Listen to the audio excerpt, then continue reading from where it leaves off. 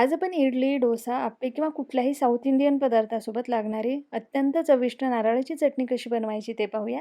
त्यासाठी आपल्याला ओलं नारळ घ्यायचं, एका मिक्सरच्या भांड्यामध्ये घेतलं. त्यामध्ये 2-3 हिरव्या मिरच्या, आलं घालायचं, चवीनुसार मीठ घालायचं, साधारण मुठभर कोथिंबीर घालायची.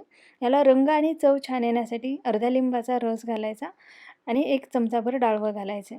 यामध्ये थोडं-थोडं पाणी घालायचं आणि ही चटणी आपल्याला बारीक करून घ्यायची. एकदा जास्त पाणी घालायचं नाही, नाहीतर चटणी व्यवस्थित बारीक होत नाही. अशा पद्धतीने चटणी छान बारीक करून घ्यायची. आता याला आपण फोडणी करणार आहोत. तर त्यासाठी एका पॅनमध्ये तेल गरम करून घ्यायचं. त्यामध्ये मोहरी घालायची. मोहरी थोडी जास्त घालायची आणि व्यवस्थित तडतडू द्यायची.